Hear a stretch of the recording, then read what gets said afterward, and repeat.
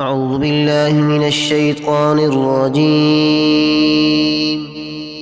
بسم الله الرحمن الرحيم.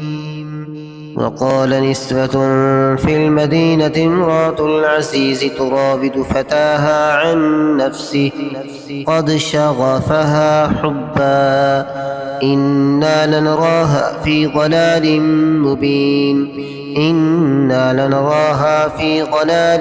مبين فلما سمعت بمكرهن أرسلت إليهن وأعتدت لهن متكئا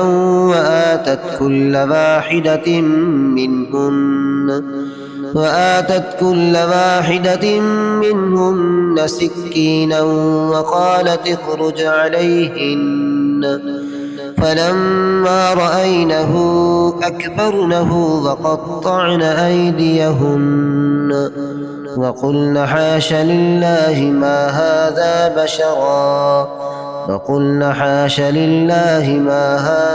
بشرا إن هذا إلا ملك كريم.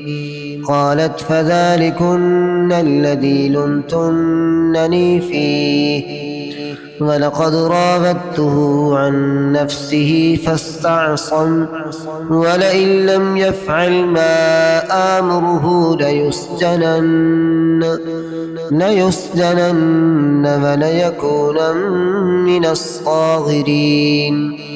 قال رب السجن أحب إلي مما يدعونني إليه وإلا تصرف عني كيدهن أصب إليهن وأكن من الجاهلين. فاستجاب له ربه فصرف عنه كيدهن إنه هو السميع العليم. ثم بدا لهم من بعد ما رأوا الآيات ليسجننه حتى حين.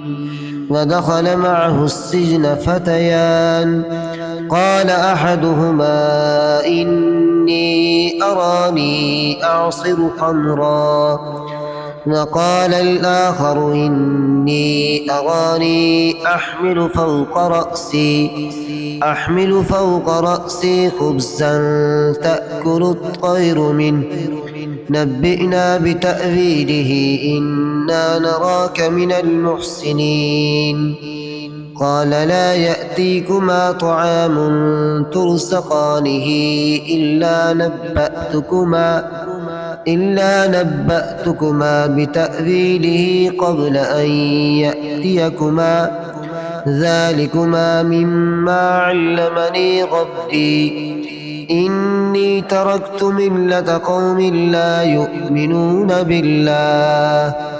لا يؤمنون بالله وهم بالآخرة هم كافرون واتبعت ملة آبائي إبراهيم وإسحاق ويعقوب ما كان لنا أن نشرك بالله من شيء ذلك من فضل الله علينا وعلى الناس ولكن أكثر الناس لا يشكرون. يا صاحبي السجن أأرباب متفرقون خير أم الله الواحد القهار. ما تعبدون من دونه إلا أسماء سميتموها أنتم وآباؤكم ما أنزل الله بها من سلطان إن الحكم إلا لله أمر أن لا تعبدوا إلا إياه ذلك الدين القيم ولكن أكثر الناس لا يعلمون يا صاحبي السجن أما أحدكما فيسقي ربه خمرا وأما الآخر فيصلب فتأكل الطير من رأسه قضي الأمر الذي فيه تستفتيان وقال للذي ظن أنه ناج منهما اذكرني عند ربك فأنساه الشيطان ذكر ربه فلبث في السجن بضع سنين